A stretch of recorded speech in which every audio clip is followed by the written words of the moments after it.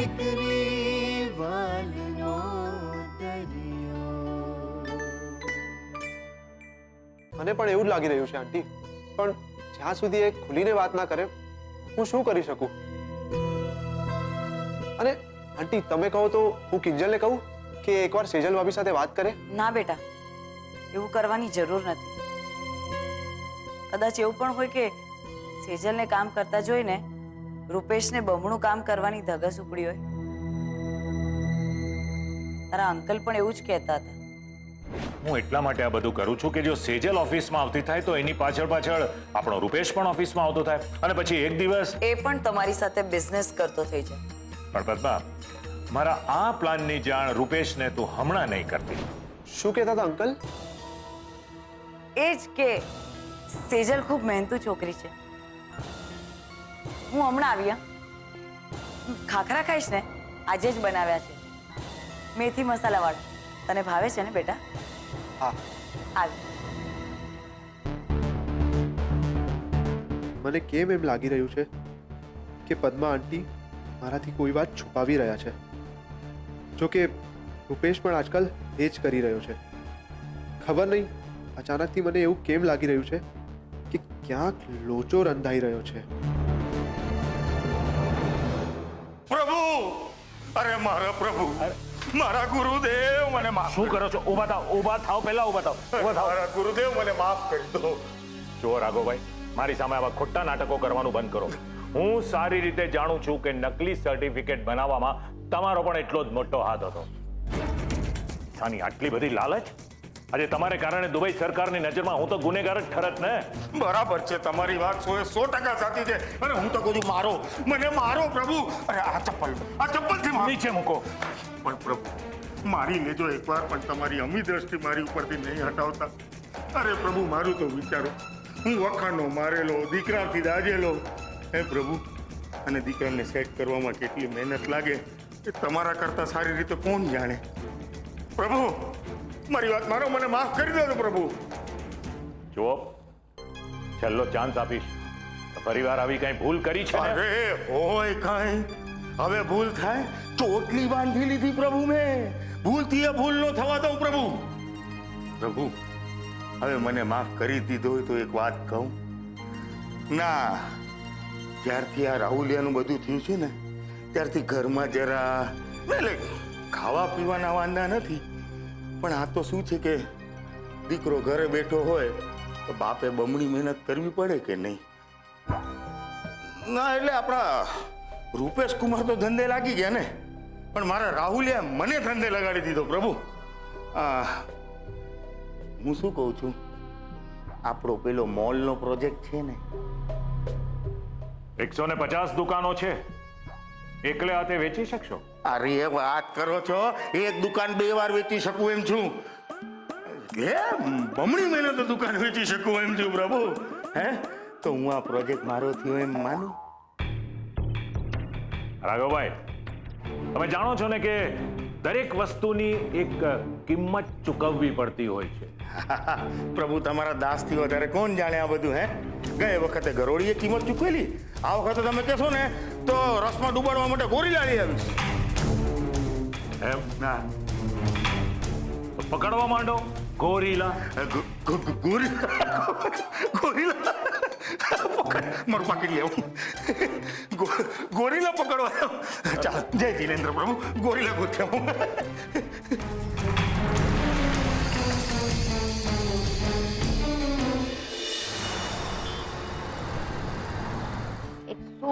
જેટલી સ્પોર્ટ્સ ક્લબમાં ચા ગઈ, 22 જેટલી કોફી ને દુકાનમાં 12 લીટર દૂધ ને 2.5 કિલો સાકર. ઉત્કર્ષ, શું કરે છે? હિસાબ ભૂલાઈ જશે તો બધું મારે પાછું ગણવું પડશે. ઠીક છે, ગણી લેજે પછી પાછું, પણ અત્યારે તો તારે આના પર ધ્યાન દેવાની જરૂર છે. બોલ, ભર્યું ફોર્મ? 1 લાખનું ઇનામ છે ઉત્કર્ષ. એટલે નક્કી ત્યાં હજારો લોકો ઉમટી પડવાના ને બની શકે કે ત્યાં દેશની સાથે સાથે વિદેશના લોકો પણ હોય. હવે એ બધાની અંદર મારી શી વિસાત? કરેક્ટ, એકદમ સાચું બોલી તું. પેલા દિવસે કન્ડેન્સ મિલ્કમાંથી ચા બની શકે એ આઈડિયા તો મને આવ્યો હતો ને. અને પેલા દિવસે નાગોરી ચા એ તો આમ જ મજાકમાં બની ગઈ હતી, ટાઈમ પાસમાં બની ગઈ હતી, હે ને? અને હજુ 2-4 દિવસ પહેલા ચપટી મીઠું નાખેલી ચા એ તો સુરતના લોચાની જેમ બનેલી લોચો ચા હતી ને. સંભળાવવાની જરૂર નથી. હું માનું છું ક્યારેક ક્યારેક મને ચામાં નવું નાખવાનું, ચાને નવી સ્ટાઇલથી બનાવવાનું સૂઝી આવે છે, પણ એનો અર્થ એ થોડો છે કે મારી ચાનું લેવલ 1 લાખ જેટલું હોય. કદાચ એનાથી ઉપર હોય. તું પોતાની જાતને ઓછી કેમ આંકે છે કિંજલ? આ તકને, આ મેલાને એક ચેલેન્જની જેમ લઈને હારવું જીતવું બધું સાઈડમાં, પણ તું એમ કેમ નથી વિચારતી કે તું એકવાર ત્યાં ગઈ તો દુનિયામાં કેટલી જાતની ચા બને છે એ તને જાણવા મળશે. ચાના એક્સપર્ટ્સ, બ્લોગર્સ, અને હા, ચાને બેસ્ટ કેમ બનાવાય એની ટિપ્સનો ખજાનો હશે ત્યાં. મને એ બધી વાતનો આઈડિયા છે ઉત્કર્ષ, પણ મારાથી નહીં થઈ શકે. બરાબર છે, ભૂલ મારી જ છે. હું આ ફોર્મ તારા માટે લઈને આવ્યો. તો જવા દે, તું આ 400-200 ના હિસાબ માટે જ બનેલી છે. ઉત્કર્ષ, વોટ ઉત્કર્ષ? હા, સમજાતું નથી? 1 લાખ વાંચી છે નામની રકમ, જેનાથી તું તારા પપ્પાની સ્પીચ થેરેપિસ્ટની ટ્રીટમેન્ટ કરાવી શકે છે. સેજલ ભાભીના લગ્નના ખર્ચા માટે યુઝ કરી શકે છે આ પૈસાને. અને એ બધું જવા દે, સ્વાદિષ્ટ કંપની વાળા એમની ચાની ફ્રેન્ચાઇઝી ખોલી આપવા તૈયાર છે. અને ફ્રેન્ચાઇઝીનો મતલબ ખબર છે? મોહન એન્ડ ડોટર્સ ટી સ્ટોલની પાછળ એક નવા શબ્દનો ઉમેરો થયો, કેફે. તું જીતી શકે છે કિંજલ, અને જેવી તું જીતીને બીજી જ ઘડીએ આ ન્યાતબારનું પાટિયું છે ને એ ભીમજીયાના હાથે ઉતરી જશે. અને કિંજલ, ભગવાન કોઈને પર્સનલી મદદ કરવા નથી આવતા. એ તકના રૂપમાં પોતાનો હાથ, પોતાનો આશીર્વાદ મોકલે છે. તો પકડી લે એમનો હાથ અને ભરી લે આ ફોર્મ.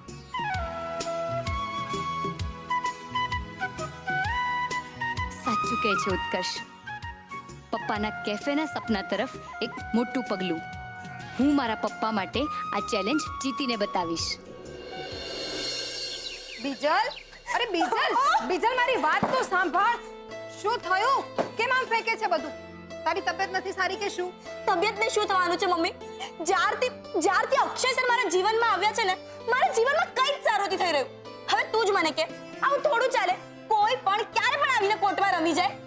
શું થયું? આજે પાછી પ્રેક્ટિસ કરવા નથી મળી તને? એ બધું જવા દે, તને પછી કહીશ. મારે અત્યારે બહુ બધું હોમવર્ક છે. અરે બીજલ, ક્યાં ભાગે છે? બીજલ મારી વાત તો સાંભળ.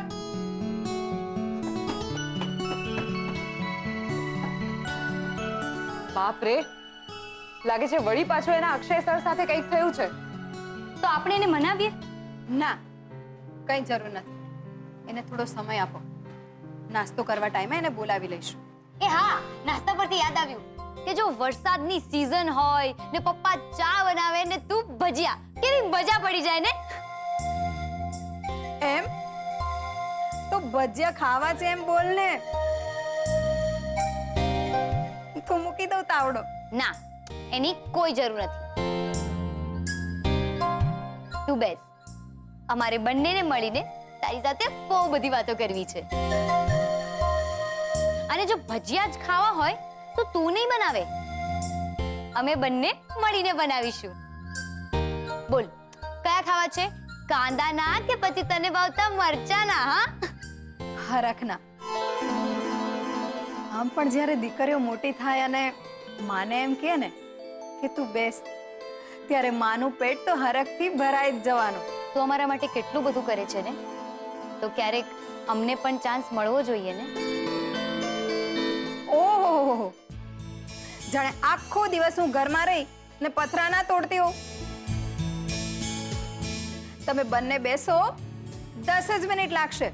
પણ એ 10 મિનિટ અમારે તારી સાથે બેસીને વાત કરવી હોય તો? બોલ મમ્મી. મમ્મી, વર્ષોથી તું આ ઘરમાં સૌથી પહેલા ઉઠે છે અને સૌથી છેલ્લા સૂવે છે. અને તને થાક નથી લાગતો? અને આ વિશે તે કોઈ દિવસ કોઈને કાંઈ જ ફરિયાદ પણ નથી કરી. હું તો રૂપેશને કહી દેવાની છું કે તું હંમેશા કીધા કરતો હોય છે ને કે મમ્મીજી તો આખો દિવસ ઘરમાં ને ઘરમાં જ હોય છે, કંઈ કરતા કેમ નથી? અરે મારી મમ્મી ઘરમાં છે એટલા માટે જ તો આ ઘર ઘર જેવું લાગે છે. નહીતર આ ઘર ક્યારનું ધર્મશાળા બની ગયું હોત.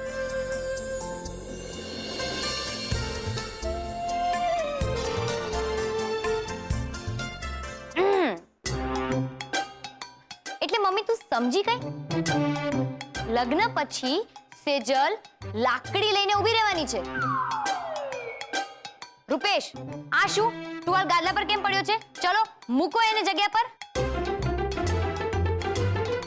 અને આ તમારા મોજા, ઈવ કેટલી વાસ મારે છે, એને પણ મશીનમાં નાખો. હાસ તો હવે એ જમાના ગયા જ્યારે લોકો કહેતા હતા દીકરીને ગાય દોરે ત્યાં જાય. બરાબર છે. બાકી એક દીકરીને તો આમ હુડ હુડ કરતા ઉપર જતી જોઈ મેં. હવે તમારે બંનેને પણ જવું હોય ને તો જાઓ. હું હમણાં ભજીયા બનાવીને આવું છું. ભજીયા તો આપણે ખાઈશું જ, પણ એની પહેલા અમે બંને જરા મેડમ ફૂલ બેડ પાસે જઈ આવીએ અને એને પૂછીએ કે આમ તમે ધમધમ કરતા આવ્યા, બધું અહીંયા પછાડ્યું અને પછી હુડ હુડ કરતા પાછા ઉપર ગયા, એ પણ મોઢું બગાડીને. આનો મતલબ શું?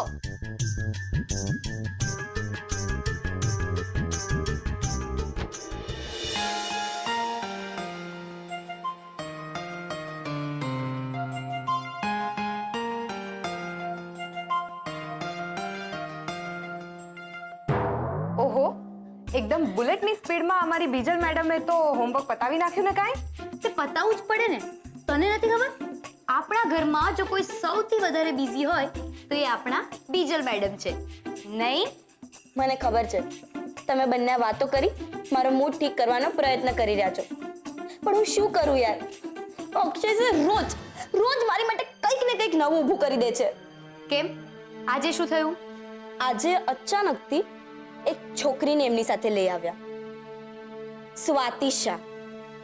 ને એ છોકરી કોર્ટ પર મારી સાથે રમવા લાગી. અરે પણ જ્યારે પર્સનલ ટ્રેનિંગની વાત થઈ છે તો પછી આમ બીજી કોઈ છોકરીને કેવી રીતે રમવા બોલાવી શકે? એક્ઝેક્ટલી. ને પાછા દરેક શોટમાં ખબર છે શું કરે? વાવ સ્વાતિ, ગ્રેટ, નાઇસ શોટ. જાણે કે બીજલ તો અહીંયા કંઈ છે જ નહીં. તો તે તારા સરને પૂછ્યું નહીં કે એ કોણ છે? પૂછ્યું તો મને કહે પ્રેક્ટિસ કે પ્રેક્ટિસ. આ તો હદ છે યાર. એક તો ડબલ ફીસ આપો અને એમાંય પાછા એમના આવા ડબલ સ્ટાન્ડર્ડ વાળા નખરા.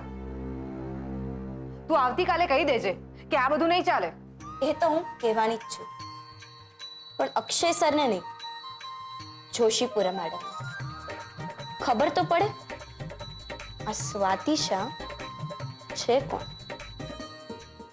એ બા આ મોડું કર હા બોલો કેટલા ખવડાવી પણ અરે બા ખાવ ને.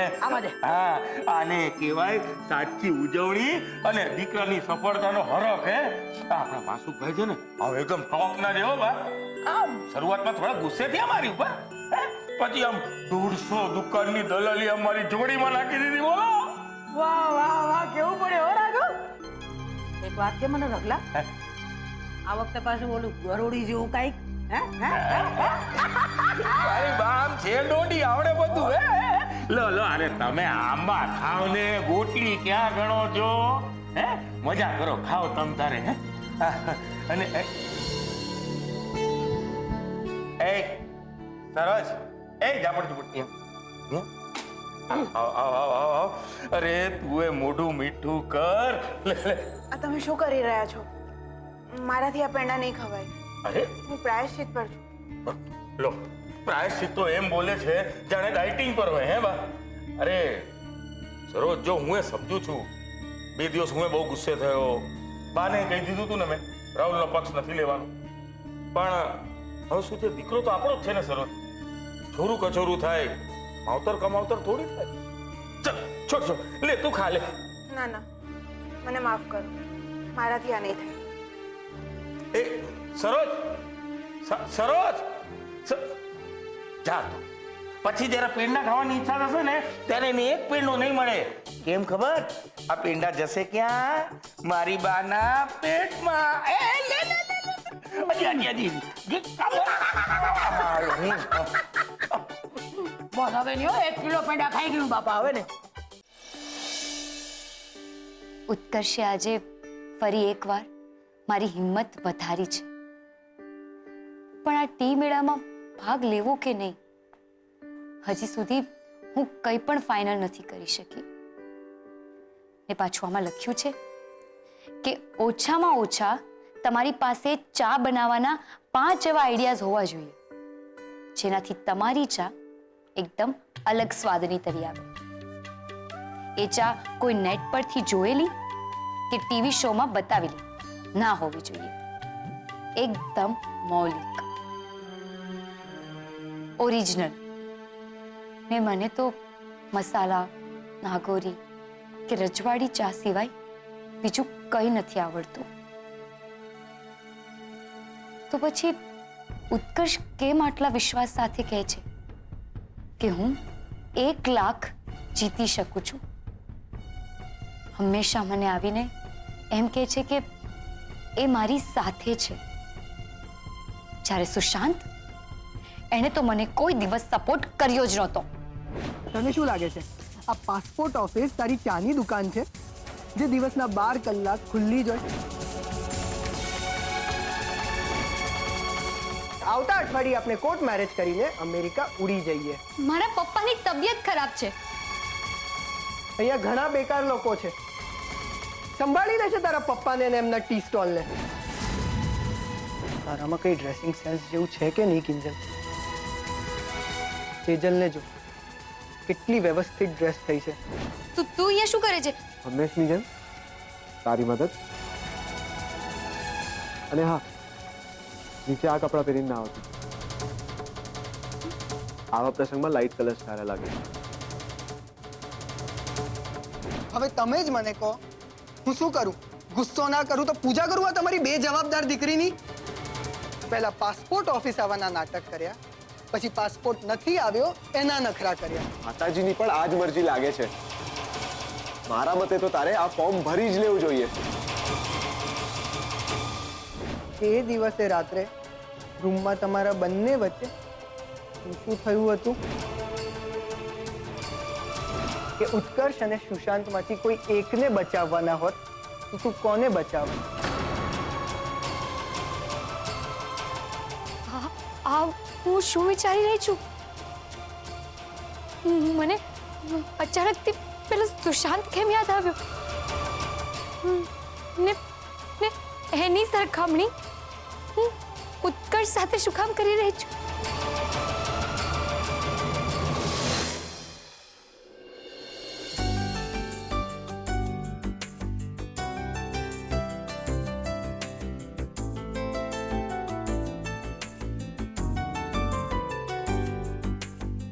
હો થાપીનગરની રાણી, શું વાત છે! તમે તો મને આંખેથી જ મારી નાખ્યો. તલવારની તો ક્યાં જરૂરત છે યાર. તારા પ્રેમમાં મારા શું હાલ થયા છે એની તને ખબર છે? જેમ તને જોઈને મને કંઈક થાય છે, તેમ મને જોઈને તને, કે પછી રૂપેશ જેમ કહે છે એમ આપણે ફક્ત મિત્રો જ છીએ.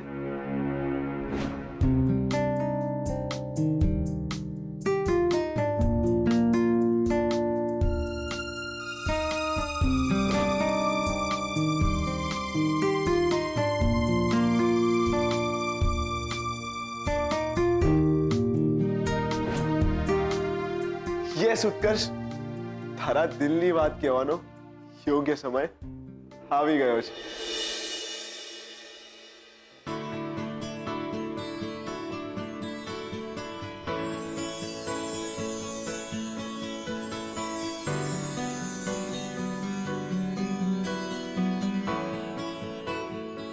શું પ્રપોઝ કરી રહ્યો છે? તને કેવી રીતે ખબર? એટલા માટે કે લાલ ગુલાબની સાથે ધ્રુજતા હાથ બીજું શું હોઈ શકે મિસ્ટર બુદ્ધુ?